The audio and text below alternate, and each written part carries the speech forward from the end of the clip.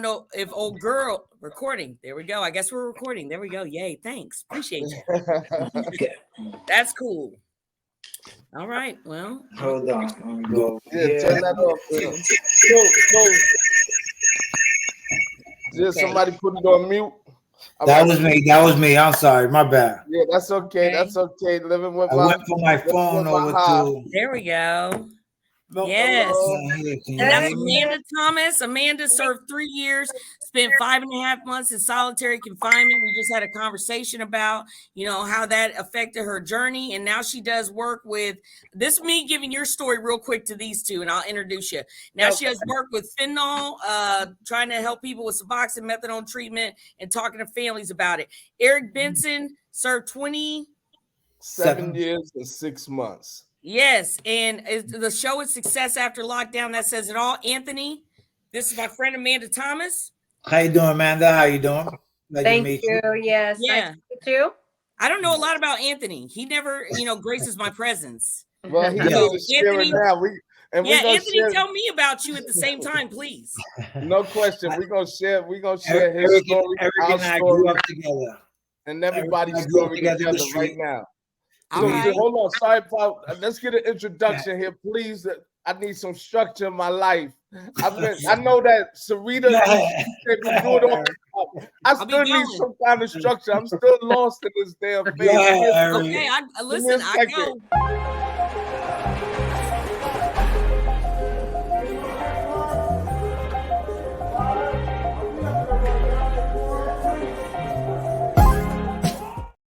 Okay. Success After Lockdown, followers, family. This is Success After Lockdown with your brother Eric Benson, EB, my partner, Mr. Anthony Cologne in the building, and the uncomparable, the unspeak, oh my God, the tongue lashes, Sarita Tosin. Thank you. Sarita Tosin. Yeah, I'm always happy. We have a guest today. We have a guest today that Miss Sarita Tosin brought in the building with us, and we would like to speak to her. And I see she's living her truth. Yeah. And your name is Amanda Thomas. Yeah. And it's nice to meet you. Welcome to the show. Okay, so that's my only structure part. You heard? That's for my producer. You started talking about structure. I'm like, man, as long as it don't include count time, I'm great. Yeah. Oh my God. Yes. So my producer made sure he'd be mad at me if I didn't do that. Okay. Yeah. So let's just get into it right now. It's a pleasure to have you here. It's a pleasure for Sarita bringing you here today. We're gonna pivot today. That's right.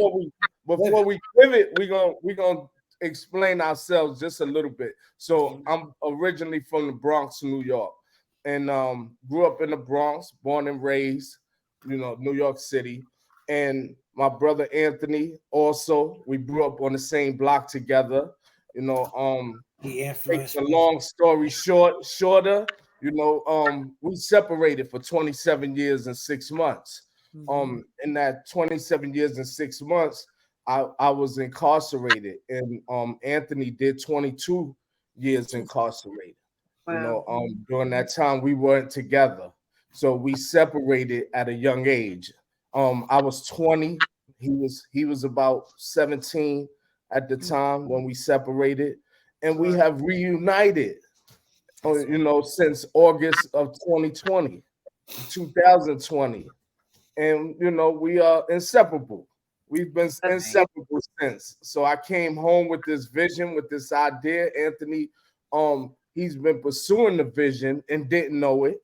Before I came home, he was already pursuing Success After Lockdown, because he was being that success story in his own right.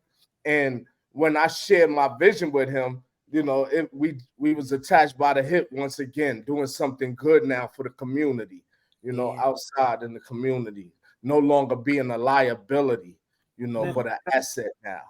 Right. So, I sum that up real small, but Anthony can speak real quick. No, like Eric said, you said it all, everything, my brother. Right? Thank you, I'm Anthony. I spent 22 and a half years in and out of prison, state and federal, from New York, Pennsylvania, Atlanta, Florida, I've been home now a little over 6 years. Um, I own my own company. I own a couple of companies out here in Florida. I have 5 companies, and we own 14 residential homes for people with mental health. Love it. Have a lot of other projects that we got that going on down here. Just an entrepreneur. I just love working. I love giving back. Life has changed. I'm married. I got a wife, beautiful wife who just celebrated 13 years of recovery today. Amen. Yeah, I got a 12-year-old daughter, homeowner. I'm just living my dream. That's I right. really living Yeah. my dream. Amanda. Okay. Yes. So I'm Amanda, like I said, and I'm from the Midwest. I now live in North Carolina. I came here to start over. I was just too involved in too many things, and unlike you guys, I wasn't gone long enough for everything to pretty much be the same, if not just a little worse by the time I came home. And I just knew that wasn't going to be a good decision for me to make. I came from a very loving home. Really, no reason other than I was sick that I landed in the places that I did. It wasn't a lack of love. Excuse me, it wasn't a lack of guidance. I just didn't have a relationship with me, and I didn't know how to, and I didn't even know that it was important. My dad and mom, they did the best they could. They just didn't understand the importance of teaching their daughters how to love themselves and respect themselves. And so I let everybody else do whatever the hell they wanted to do, and that's how I defined who I was. And then that just landed me in places that I really didn't belong. So anyway, I've been April 1st, I will have been out of prison for 5 years, and I became a peer Awesome. Congratulations. Yeah. so I've been sober for a little over 7 years, and I became a peer support specialist. Thank you. And Yes. substance abuse counselor. And now I work in a harm reduction clinic that is medication assistant treatment, Suboxone and methadone. Yeah. And, I just love people and meet them where they're at, and I love them until they can learn to love themselves. And I teach them how to do it if they're willing to the process. So, yeah, just loving life, happy, joyous, free. That's right. Nice. All right. If you could, Sarita, Yeah. I know. Listen, we all know Sarita. You know, we one-on-one with Sarita. Sarita's in a family now. She's That's with the exactly family right. now. And my show's called Sarita Talks because I don't have a problem telling.